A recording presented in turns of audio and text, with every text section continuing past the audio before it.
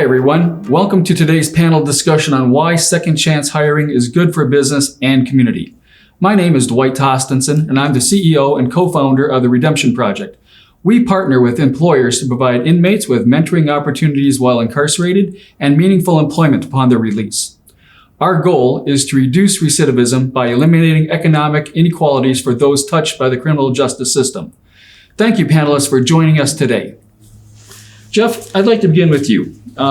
Read your book, Untapped Talent. I was amazed at the amount of research and things that you did on it, as well as the sophistication or the complexity around second chance hiring. Could you tell us a little bit about your book and why you wrote it? Sure. The book was an outgrowth of my work that started in 2013, 2014, when we were looking at the labor markets and came to the conclusion that the labor markets of the United States were being impaired by social ills in a way we've never seen before.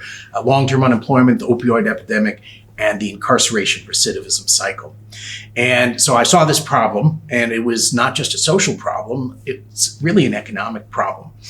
At the same time, I started coming across employers who had deliberately created strategies to hire people with records through supportive employment, and I saw that it worked. It was a business proposition.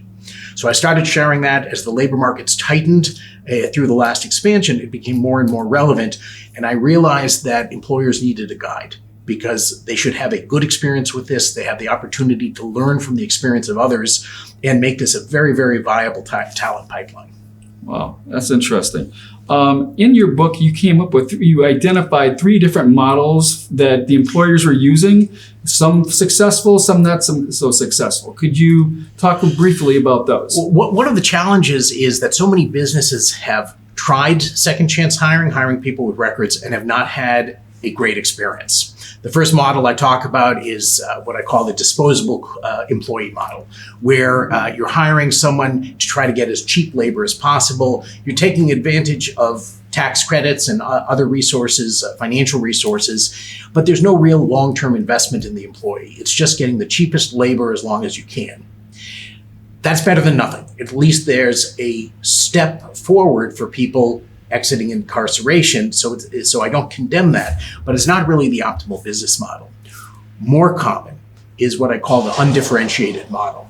This is employers with the best intentions who have tried hiring people exiting incarceration or people with records. And what they found is that these employees are either their best employees or their worst employees. So the best find they can take advantage of the traditional positive characteristics of second chance hiring, people with grit and determination. But then they also run into employees who aren't ready or don't have the supports needed, transportation, housing, mentoring, soft skills, and those employees blow up, or their worst employees. Those employers tend to just stop pursuing this. So what I focus on is what I call the true second chance model, which combines a process for finding out who's ready for employment and then providing supports so that employee can thrive. Excellent. Okay. Paul, I'd like to shift our focus now and talk a little bit more about the impact that government can have on second chance hiring. Why have you and Governor Walz made this issue such an important one for Minnesota? Well, I think at the end of the day, when we look at the people that are in the correction system, we realize that they are, in many cases, an untapped resource. There are many of these folks who have had their problem. They have entered that system and taken advantage of every opportunity that exists within that system to, as Jeff pointed out, make themselves really ready and be to come into the workforce and be contributors, be engaged in their communities, be good employees, be good consumers, these are the things that we want. We want people to be connected. I mean, we know at the end of the day that having some stability in your life and connection, meaningful connection with other people is what's going to make a huge difference. And so that's really, I think, what's grounded us in trying to find connections that ultimately are going to help the people we serve succeed. Wow, very good. Now, you've proposed legislation recently that is very unique and innovative in its approach and things. Could you tell us a little bit about that and why you're promoting that? So it's called the Minnesota Rehabilitation and Reinvestment Act. And really what it does is it focuses on 4 components. First component is that when people come in, that there is this notion of a robust assessment of what are their needs, what are the challenges that folks face. And part of that then is a person-centered or multidisciplinary team meets with that individual and creates an individualized program plan. We then customize programs inside the facility, including and really thinking about the end in mind. And the end is that notion of being a member of a community, being successful in a workplace, creating the kinds of connections that are going to make success on the outside real. And so we start with that at the beginning. We engage them in programming, and that is also supported by the potential for incentivized early release. Now, this is smart because if we think about this, and I'll use the example, Jeff and I get sent to prison for 100 months. We both start the same day. In our state, that would be 67 months of incarceration time, 33 months on supervision. Jeff goes in and he follows that individualized program planning. He does really, really well. He does everything that is laid out and he's engaged, ultimately significantly reduces his risk and increases his likelihood of success.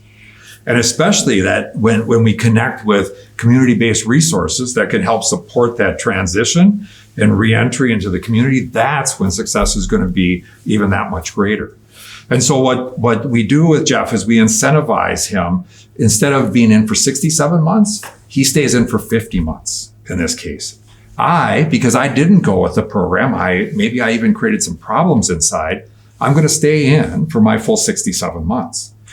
Jeff gets out, and because he's connected with, maybe it's his faith community, maybe it's a mentor, maybe it's a good employer, maybe it's family that really is helpful, or recovery resources that are super supportive, and he continues to do well on supervision. So instead of 33 months, for every 2 months that he does well on supervision, 1 month comes off the back end.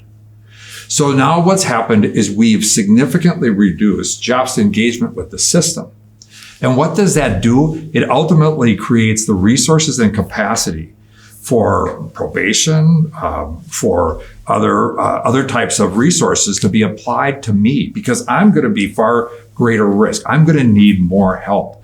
And what we then do is, because Jeff got out of prison 17 months early, based upon all of the work that he did, we take the actual savings from his incarceration, put that into a special revenue fund, and we put that in 4 buckets. 25% goes toward supporting the needs of victims, because at the same time, we want to make sure that we're supporting and helping people reintegrate and come into the community and be successful. We also want to make sure we're lifting up services to people who've been harmed because of wrongdoing. Second bucket goes to community supervision, and Dell will be talking about that in a minute, but we want to make sure that there's adequate resources at the community level to provide good supervision and support for folks. The third 25% bucket goes to gap services. We know that if you look at across our state, if you're in the metro, you may have access to a much greater array of services than in greater Minnesota. So how do we help have dollars to invest in and create resources that are going to meet not just the needs of the population reentering, but potentially be investments in preventing people and addressing problems that folks may be having or showing, that we can intervene in early to keep them from coming into the system. And the fourth 25% bucket goes back to the taxpayers. It goes back to the state's general fund. And what we feel is that what this system does is it uses incentives in a way that actually is very smart and in how we manage people. And I think, I'm talking with Jeff a little bit, we're saying that it's not about the time that you get, it's about how you spend the time. And so for us, it becomes about, if we're going to invest all these resources in corrections and in incarceration, then let's create the opportunities that are going to ultimately create the greatest level of success for people in our system. And that's not something that's just about what the Department of Corrections does. It has to be partnerships with the business community, partnerships with nonprofits, because when it all comes together, that's when success can be realized. That sounds fantastic. I mean, we really support the idea of all those changes and that legislative agenda, because it makes sense, and it's good for the inmates. It's good for the public safety. It's just got so many positive attributes to it. It's really amazing. We're excited about it. Thank you. Yeah. Odell, I'd like to, you've been a probation officer for 24 years. You've seen the personal struggles and things that have happened with people as they're trying to re-enter society. Can you tell us a little bit about the impact that mentoring and a job can have on an individual, and why that's important? Yes, sure. Well, a few things, and I think the word risk has been mentioned a few times. First and foremost, when I generally talk to officers that I supervise or new officers, I tell them, you may be the most pro-social person that the person you're supervising speaks to on a regular basis. So we start with that. And we know that we can't be with individuals 24 hours a day. So having resources to have a mentor or somebody who's invested in your everyday activity is very important, and is because of the support that these individuals are having. Now, it's not to say that there's not support from other places, from other individuals, but sometimes a person from outside of your family or outside of your community who can give you an objective, look at any issue or concern that you're having is very powerful, is very helpful. From an employment standpoint, since this is what we're talking about, when individuals are working in employment, it does address a few risk factors. One is financial. Two is pro-social individuals who are there meeting and they're around every day. Three is, and this is the one that I see that it's not discussed often, but it's the generational things that can come from it. So the individuals who are on supervision, and I'm using men, it's men and women, they have people who look up to them, regardless of what they're doing or where they come from. There are people who said, that's my uncle, or that's my aunt, or that's my sister or brother, and they want to do what they do. And so the impact of it is they're seeing an individual go to work every day, and they're seeing a person coming back with income that has been legally received. Yeah. They're paying taxes on the money that they're earning from these companies, and generally they're invested in the community because they're going to shop there. They're going to grocery shop there. They're going to participate in community activities, and so there's an investment from that individual who may have taken from that community at some point in time back into the community that they live in. I've often had people who come in and say, I'm really ashamed of the stuff that I did, and I know my community, they know me. I was the worst kid ever, and I want to do something different. And some of the conversations that they would have with individuals that they knew from the past, they said that people don't believe that I can have a normal conversation about general things because I was really that guy that you just did. When you saw me coming, you was like, oh, here he comes. Yeah. You don't want to be that person anymore. And some of that growth starts, I think it was mentioned, in the institution. The best place to start, right? You have time on your hands. Most institutions, you do have to work or what have you, but there's a lot of time, right? And how that time is spent really helps if they're talking about the end result. Right? I'm going to leave this place someday, and I'm going to be back in the community. What have I done to prepare myself, to do something different than what got me here in the first place? So the impact is powerful, and the collaborations that we can have in the communities with, whether it be for someone who's providing, whether it be healthcare, whether it be substance abuse, mental health counseling, those kind of things, it's important because those are the things that will get them on the right track and keep them on the right track. Excellent. What are the obstacles that you see, or the primary obstacles you see for people trying to come back and re-enter into society for gaining employment? Like, what are the big ones that just like you see it every day kind of thing? I'll give you number one, and then I'll give you number two. Number one is somebody willing to give them an opportunity. That's the number one obstacle. Is that I've worked as a community liaison. So I would go to talk to businesses and people who own companies about possibility of hiring some people. And everybody thinks that anybody who's been in prison is Scarface.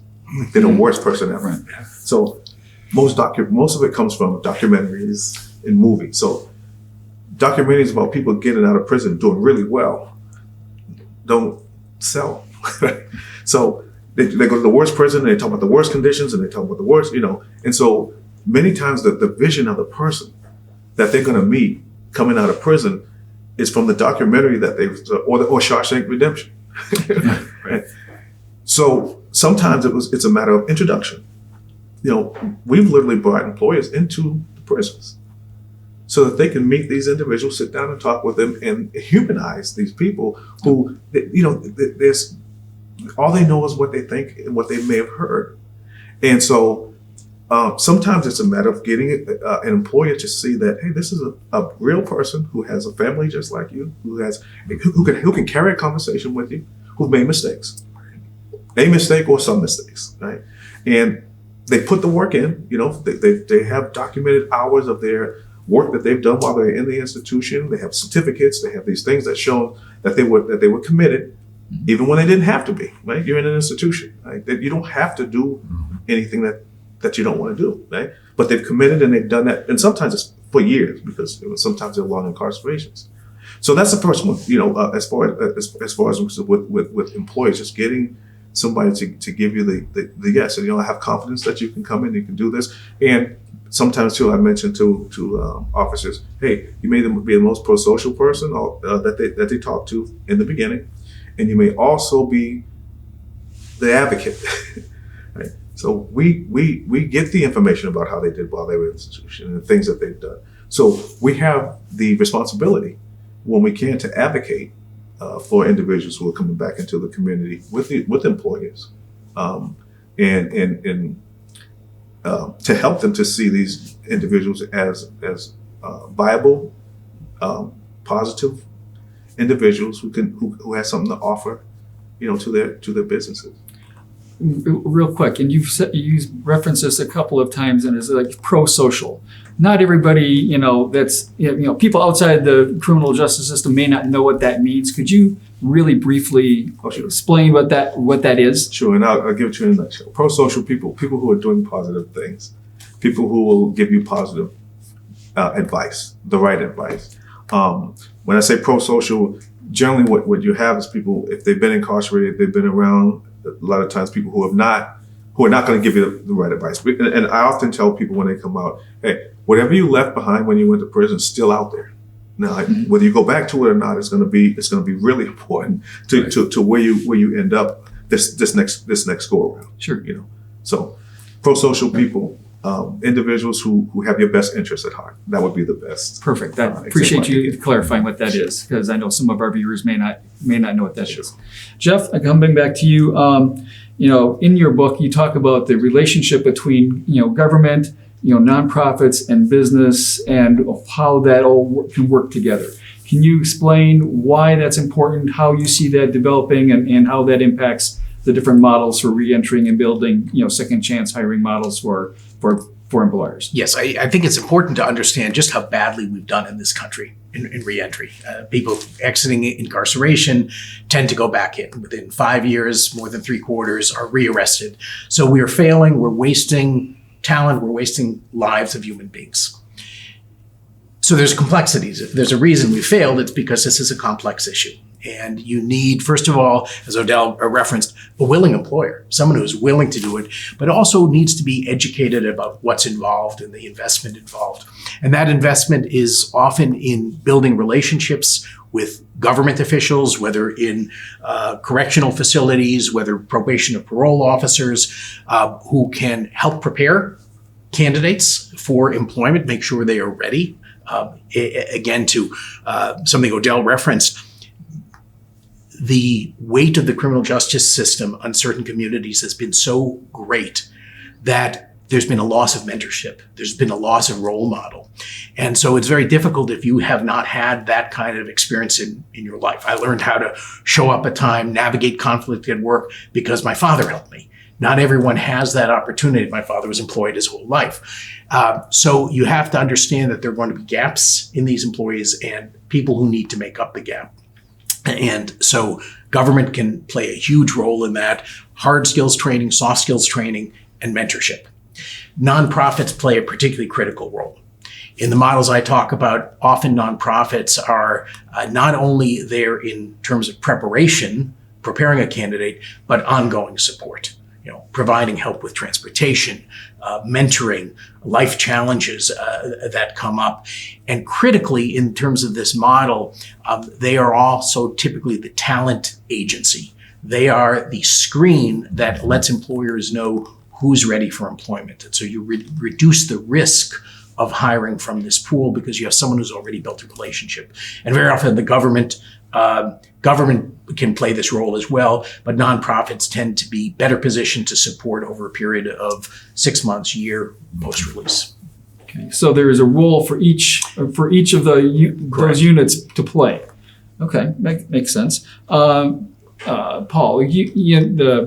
the department has invested a tremendous amount of money in the last couple of years, or maybe last year, in bringing technology into prisons. Can you talk a little bit about why you're doing that and what the advantage to the inmates is going to be? Well, I mean, first of all, I think it's just the reality of our lives. And you talk to people who, as Odell talked about, some of these folks who have had long incarceration terms.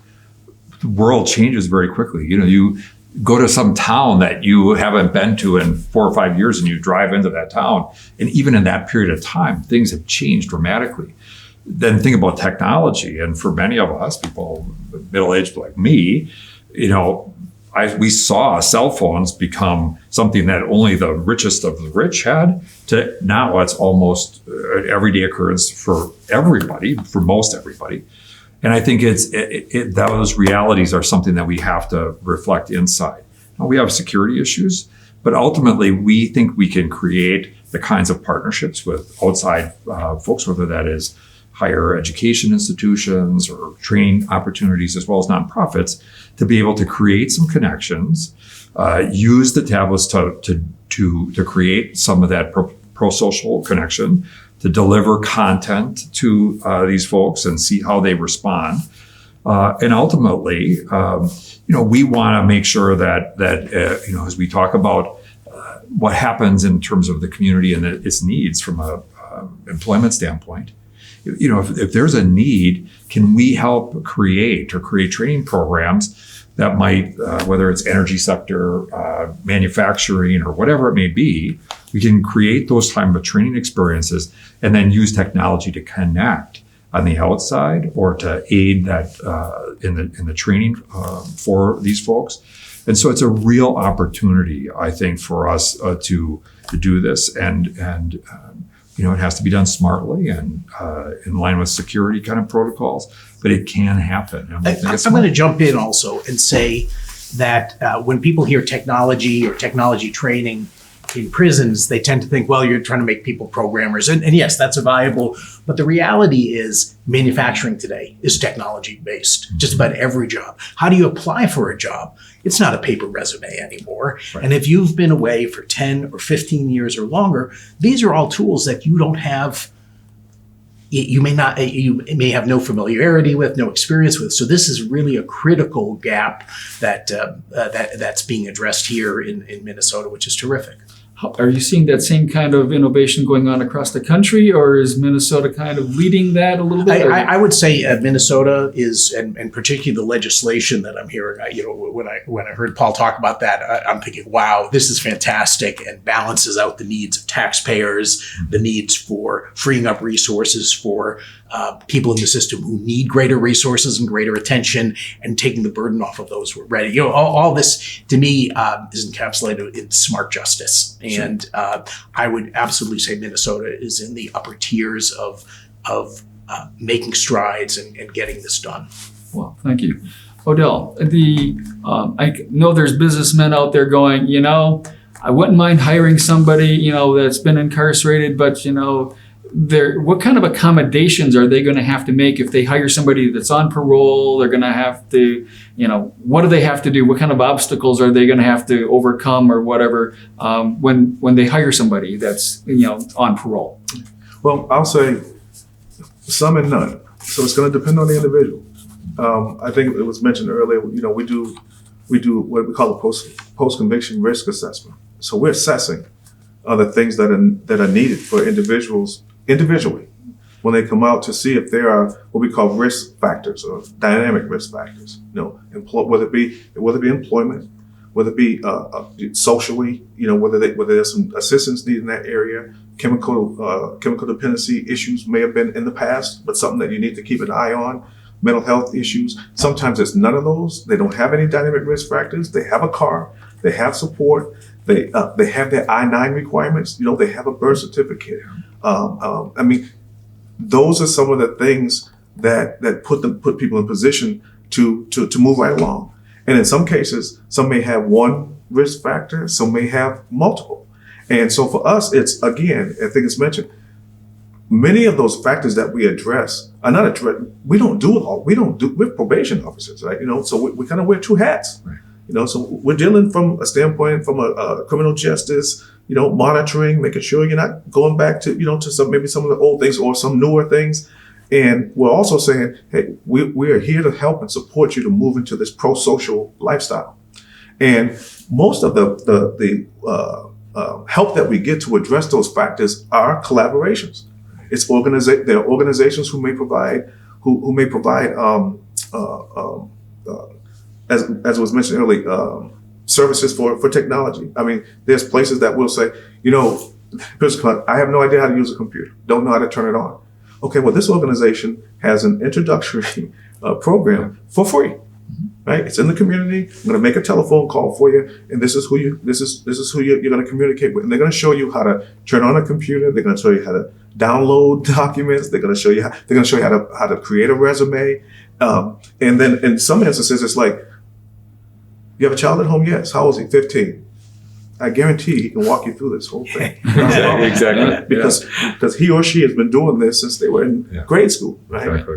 But in terms of some things for the employer, it would be, when people have concerns or issues for us as officers, as much as we can be involved, we often ask, does your employer know about your background, and are we able to communicate with them? Sometimes the fear is if they don't know about it, they're afraid if they find out that they have something in their background, no matter how good a worker they are, that they're going to get fired because they have a record. Right. Best case scenario is that they know, and so then we can communicate like, hey, if there are any issues, we're not parenting grown people, but we are here to support.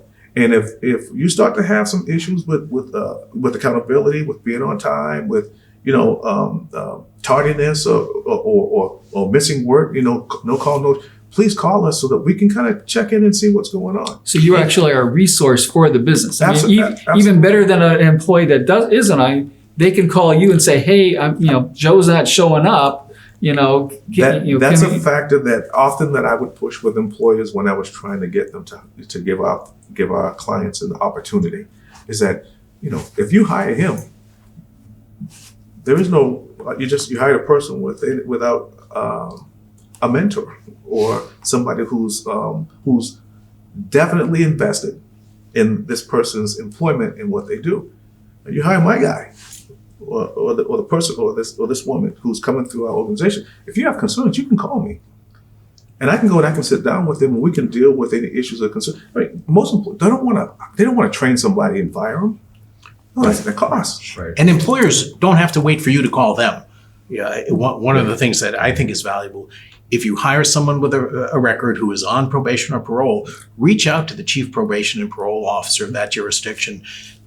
create the Provide relationship. accommodations, provide a meeting room if there's going to be a meeting, if you have, particularly those employers who have several people with records on the payroll. It's great for the probation and parole Absolutely. officer can come meet them one after another in one space and see them at their place of work and take on that support role as well. It does a couple things for us too. Right. Number one, it shows them that we're best, it's not lip service. So I'm showing up at your job just to say good job. Just to say I appreciate the fact that you followed through with what you said you were going to do. Was that encourages them to keep going? Of course. What's the other side of it? You're earning money. You're earning legal money. And the thing that I talk about, you're earning money that is legal. You don't have to do this. You have to look over your shoulders all the time. You're doing something that's honorable, right? And for those who have children and have nieces and nephews who are looking up to them, that's the route that they want them to go to. And I've talked to people who've been involved in criminal activity before, and they said, even when I was doing it, I didn't want them to do it. Absolutely. Never wanted to do Absolutely. it. Sure. But it says, but as I go through this process and I see, you know what, I did it because he did it. That was my uncle introduced me to this. Or my father introduced me to this, and never thought about the fact that my introduction to this lifestyle, that I was likely to pass it down, whether I was trying to do it or not. Right. And to be able to do something different is definitely something that says, hey, you know what, I like what I do. And there's some cases where people say, if I knew I could have did this, I would have been doing this. So I would have never done that stuff, But I'm trying to break that generational, life of crime that's been passed down from one person to another. Sure. And so our opportunities to work with individuals, it's not just to just say, hey, get a job, any job, keep the job, and when you're on probation, you go ahead. Because I know for a fact that when people don't like what they're doing, they don't stay. Yeah. And I would just say that, we also have and see, and both of you have seen this, many employers who have had such amazing experiences that they're calling us and saying, look, I'll take as many of these folks that I can get that are ready. Yeah. And we have some employers who look at the pipeline of people, and really some of the most. We have one employer that I can speak to that has hired a lot of people who have had very long terms of incarceration, very long, in many cases, 20, 25 years. Wow. They want those people, and because oftentimes they have been so accustomed to it, and they value freedom in a different sort of way. Mm-hmm. They've been through so much programming. And I point it out because I think, as much as we talk about the fact that there can be challenges, and there can be, right? There can be with hiring anyone. The reality is 95% of the folks that are in our prisons are coming to communities across our state or neighboring states. And we have to be invested in making sure they come out the best way possible. And the stronger we can create those partnerships with employers, and the better that experience can be, and the more we can prepare or work with organizations to help prepare people, we're far better off. And to Paul's point, one truism in criminology is people age out of crime. And so if you have been away for a long sentence, you are actually a very, very good job candidate because you've, yes, had the programming, but you've also aged out. Now, in your book, you talk about, or I think you actually have a business person that references, he says, this isn't about charity. This is about, this is good for business. Right. Can you explain a little bit? Yeah, no, I think it's really important. And when we hear some of the complexity involved, unique partnerships, it can be off-putting to employers. Why should I make that investment? Because it is a substantial investment. But as one of my model employers that I profile in the book, Ray Dalton in the Akron, Ohio area says, people with records are more of an investment upfront, but they're worth it. And it pays off to employers in having highly engaged, very loyal workers. When you have high engagement of your workforce and they stay in place a long time, they become very productive employees, and productivity leads to profitability. So it is business, it is not charity. And it's really a reframing of a talent pipeline. Lots of employers are willing to fly people to colleges and universities. They'll have summer internship programs where that are not profitable, that are investments in this future. This is just another type of investment, and one that has a very high level of return. Neat. Yeah, that's a good point. Paul, you've been really supportive of the Redemption Project and us working together and coming into the prisons and things. Can you tell me a little bit about what benefit you see to inmates and why you're willing to work with us and provide these benefits to them? I think it goes right back to this whole notion of thinking about the end in mind. As we look at how do we do good readiness programming for transition, and there's nothing like, as Odell mentioned, that having that support person, that pro-social connection with that mentor. And to me, the combination of both the curricular activities, the learning portion of this, and then having that support person who is connected and may be the connection to a employer as a possibility. I just think that that's such a huge connection that we cannot create, that it can be challenging to create. So to have that while somebody's in, and then through that transition, that reentry, is just, to me, is a smart investment in time, energy, and effort. And so that's why I see such promise and this connection of having people start while they're in and have that support as they go out. I'm going to take up the employer side because I cite the Redemption Project as a model nonprofit in this space, and for this pre-release mentoring process and relationship building. I've been managing people for more than 3 decades. To be an effective manager and business leader, you need to build a relationship of trust with the people that you are managing. One of the great things about the Redemption Project's programming is that you start that relationship before they're even an employee. And there's always going to be conflict between manager-employee or challenges. This allows you to manage through those so much more effectively because you've built this relationship of trust with the employee already. And I mentioned earlier, it is a saying with the Redemption Project, having that opportunity to begin that relationship before individuals even come back to the community. To be able to build a trust and to have that level of trust with this individual who says, this person tells me, we're dealing with people who've dealt with disappointment all their lives, and so when you have someone who says, hey, this is what I'm willing to do with you. I want to talk to you about what you need individually. I'm not talking about the masses. I'm talking about what you need, what you want, where you want to go. And for some people, it's broken dreams. I always wanted to be a chef, right? But I didn't know anybody who could help me I didn't know how to get there. I know these are things that I like to do, and I'll say this to the community often. I'll say it to employers that I used to deal with. You want to see brilliance? Most people have never been in a prison, so they've never gone into where individuals they're doing woodworking, or they're doing leather making, or they're doing. When I see individuals and I've worked with individuals, I've gone into state, county, and local and federal institutions. And what I see often is that they pick up the brilliance, the things that they love to do. Well, now they have the time on their hands. And I say, well, what happens when you leave here? The issues of life happen.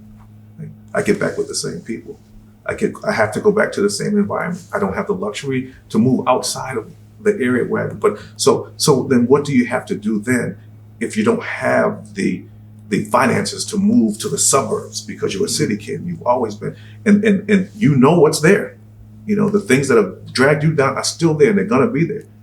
What is the key? Somebody that I can trust is going to tell me the right things at the right time. Somebody I can call and say, look, I just got in a fight with my I feel like using. Right? Okay, let's meet. Yeah. Let's call your mentor. Let's call you. Those are the things that are vitally important. And again, as probation officers, we're seeing this stress far more than ever. Is that you, our mentor? Okay? It's not. You're not just there to go and make sure that they're in. That they're there and you got a job, any job. No, you're gonna have conversation, and you're gonna give them positive reinforcement for the things that they're doing that are right. As well as you're going to give them some redirection for the things that they may not be doing that are going to lead them back down that road. And so, but that comes with trust. It's got to be relational, and once that is established, the sky's the limit. Right. Give me an example of somebody that's done that, and what it meant to them and their community, family, friends, children, that kind of thing. Well, I'll give you an example of kind of the model that we're talking about. So we had an individual who was our community liaison, whose job was to go out and talk to employers, about individuals who are in institution. We often had a problem with people who were in the institution, who were in the trades. So they're in the institution, they got their certificate in the institution, and they may have been in for 10 years. They got 10,000 hours worth of legitimate credential hours, and they have got their certificates from that state's certification board or whoever. And when they get out, they go to these places, and if it's like, you got this in prison, it almost doesn't mean unbelievable. But because of where they got it, and they didn't go through a formalized program outside of an institution, it was almost like it can't be true. Yep. It can't be. How good can you be? You got it in the institution. So when we had this individual that we hired to go out to different companies and talk to these folks, they would come. He would bring them into the institution to talk to these gentlemen who had this ridiculous number of hours, that they put in. And these individuals are going to first go to the halfway house. The one thing that would happen is that, so they would meet, and obviously these folks would be impressed with the fact that I'm having a conversation with this person who's an inmate, and now he's starting to dispel some of the, Mm-hmm. So sometimes they would have not a job offer, but they'd have a business card. Here's my card. When you get to the halfway house, I want you to call me, and I'm going to put you to work. What does that do for a person who still has another year and a half on his sentence? Or her? What that does is that inspires them to, I'm not getting in trouble. I have a job I got a job that's going to pay me $30, $40 an hour. Right. When I get, all I do is make the call. And I've seen these individuals make the call, and they're working within days of the time that they've come back into the community, within days. Exactly. It is hard for employers who are not educated, who haven't had the experience, to understand the level of hopelessness which particularly young people feel when they're incarcerated. And when you understand that, and then you see someone who has come home, is on the other side, who has taken advantage of that time, gotten certifications, addressed any past trauma or addiction issues, has done the training to be able to operate a computer, to apply online, has stabilized their housing, their transportation, that person shouldn't be understood as, some kind of second-rate, last resort candidate. That's a person of determination and character. And it's important that employers educate themselves about the system enough to understand someone who is to that degree of readiness is a great hire. Not a hire of last resort, a great hire. Right. Last question here. Jeff, based on your resources, the lives you've seen change, the employers you've talked to, what is your message to the business community, people who are thinking about doing second chance hiring, putting together programs like that, maybe hiring their first, person who's been incarcerated? What is your message to those guys? It's a multi-level message. Number one, there's a looming talent shortage in the United States. Baby boomers over the next decade are going to retire out of the workforce. The millennials are all in, and birth rates have been declining steadily since 1990. There's going to be a talent scramble in the decade ahead, and it's going to be aided and abetted by a Federal Reserve that is, for the first time in its history, trying to create red-hot labor markets. There is a first-mover advantage to starting to explore this. It doesn't have to be an all or one. You can start by visiting nonprofits like the Redemption Project, talking to probation and parole, correctional authorities, and start educating yourself about the possibilities.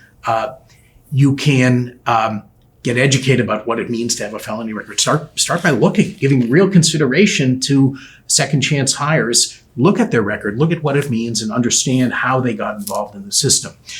But the bottom line is, this is not a talent pool of last resort. This is a viable talent pool that, done right, works very well. It is a business proposition, not charity.